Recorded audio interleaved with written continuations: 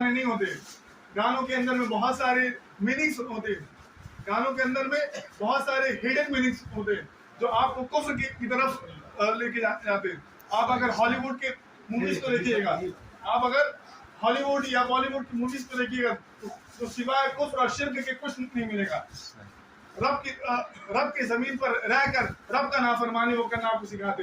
हमें वो क्या बोलते कि माई लाइफ माई रूल। याद रखें, जिंदगी किसने दी है? अल्लाह। जिंदगी किसने दी है?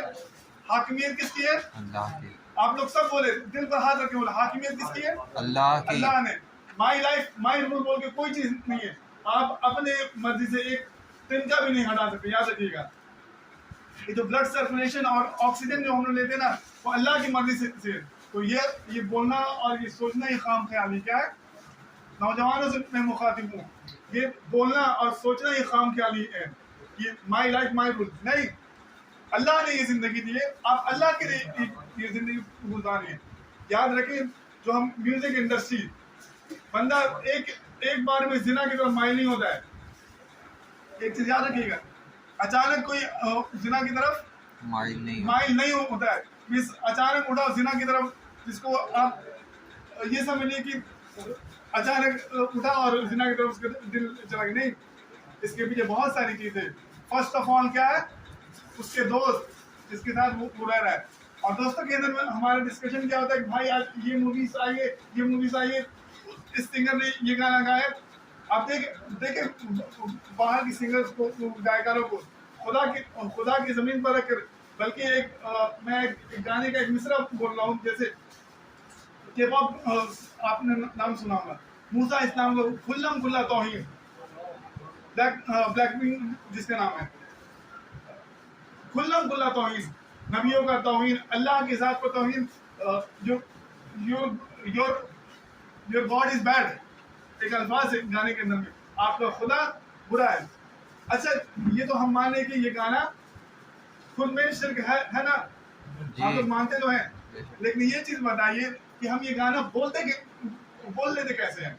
जब हमको इतना इंग्लिश समझ में आता है, ये सोचने की बात है ना। कुरान तो कहता है कि तुम अफला ताक़िलून, तुम अकल क्यों नहीं रखते? अफला यतदब्बरून, तुम कोई भी काम करो तुम उस पर फिक्र क्यों नहीं करते? तो इसकी वजह ये है कि आप जो गाना सुनते हैं ना, ऐसे ही नहीं रहता है। जो लिरिक्स रहते हैं इसके पीछे, जो लिरिक्स रहते हैं उसमें हाई डोपामिन रहता है। आपको नशा, याद रखिए कि शराब के नशा को कोई छुड़ा सकता है, लेकिन गाने के नशा को नहीं छुड़ा सकता। ये एक पॉइंट क्लियर रखिएगा, नौजवानों से मैं मुखातिब हूँ। आप शराब के नशेड़ी को तो छुड़ा सकते हैं, लेकिन गाने के अल्लाह के रसूल ने इसके नहीं फरमाया। गाना जो है जिना की तरफ का एक बहुत बड़ा रास्ता है। गाना जो है जिना की तरफ, तो अफसोस की बात है कि ये उम्मत जो है, जिनको गानों में सुकून नहीं मिलते, लेकिन अल्लाह गानों में सुकून मिलती है, लेकिन किताबुल्लाह के लिए टाइम नहीं है उनके पास। हम क्या बोलते हैं कि वी हैव बिजी शेड्यूल, ये कहते हैं ना, हमें स्कूल जाना है, हमें कॉलेज जाना है, सब कुछ है। हाँ, लेकिन उसी वक्त में आप गर्लफ्रेंड से बात करते हो, वो आप नहीं बोलोगे। आप ये क्या बोलोगे कि वी हैव बिजी शेड्यूल, हमारे पास सब कुछ के लिए टाइम है सिवाय कुरान के लिए। ये वो कुरान है जिसके बारे में अल्लाह तबारक व तआला खुद इरशाद फरमाता है, लौ अंज़लना हाज़ल कुरआन अला जबलिन लरअयतहु खाशिअन मुतसद्दिअन मिन खश्यतिल्लाह। अगर ये कुरान पहाड़ पर नाजिल होता ना, अगर ये कुरान पहाड़ पर नाजिल होता तो खशियत इलाही से रेजा हो जाता। और नौजवानों, तुम किस तरफ जा रहे हो? क्या मैं तुम्हें स्पेन का वो नौजवान तुम्हें याद नहीं? तारिक बिन जियाद, 17 साल उम्र, कितना? 17। जब सी ऑफ गैलीली की तरफ उन्होंने कदम रखा, सुबह सवेरे जब कदम रखा, तो वो पीछे मुड़कर लोगों को बोले कि जिनको जाना है वो चले जाएं। यूरोप में पहला इस्लामी बल्कि आर्मी जिसको बोला जाए, यूरोप में पहला इस्लामी आर्मी कौन लेके गया? तारिक बिन जियाद। उम्र कितना? 17 साल का। यूरोप में पहला इस्लामी आर्मी जो पहुंचा, उन्होंने पीछे मुड़कर बोला कि जिन्हें जाना है चले जाओ। नहीं गए, वो लोग नहीं हटे। अब रात के अंधेरे में तारिक बिन जियाद ने लोगों को जमा किया, और जो बोट थे ना, जो उनके नाव थे, उनको तारिक बिन जियाद ने आग लगाया, अब बोले तुम जा भी नहीं सकते, जाओ। अब यहाँ से सिर्फ हमारी लाशें उठेंगी। कौन? हमारा पहला इस्लामी लश्कर जो यूरोप में दाखिल हुआ वो स्पेन में था। और नौजवानों, तुम कहाँ जा रहे हो? तुम्हें मोहम्मद बिन कासिम की कहानी याद नहीं? नौजवानों, तुम कहाँ जा रहे हो? तुम्हें किस तरफ ले जाया जा रहा है? मोहम्मद बिन कासिम सिंध की तरफ आए। उम्र कितना था? 17 साल। उम्र कितना? 17 ईयर्स। आज हम 20 साल 22 साल का लड़का हुआ तो बोलते बच्चा है। आज ये अफसोस का मामला है ना हमारे साथ तो ये अफसोस का मामला है कि हम क्या बोलते बच्चा है।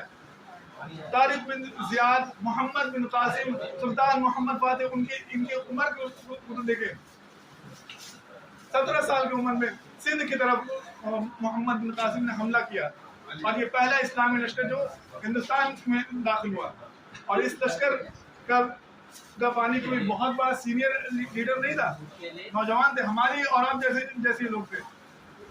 उन्होंने जब यहाँ मुहासबा पहले किया, कहीं पर भी हमला करने से पहले उस इलाके का मुहासबा किया जाता है, तो पता चला जो वहाँ का जो राजा था उसका नाम था राजा दहर सिंह। उसका एक पर्सनल मैटर बहुत लीक हुआ। क्या वो मैटर था? मोहम्मद बिन कासिम को पता चला कि ये औरतों के मामले में बड़ा कमजोर है। मोहम्मद बिन कासिम को पता चला कि औरतों के मामले में बहुत कमजोर है। तभी मोहम्मद बिन कासिम ने कहा कि अब यहाँ से हमारा हमको वापस करना है। इन लोग को बस की बात नहीं है। इनको अब हमें कोई जीतने से रोक नहीं सकता। क्यों? याद रखिए, हमारे अकाबीर में सुल्तान सलाहुद्दीन अय्यूबी को कौन जानता है? आप लोग मुझे बताइए।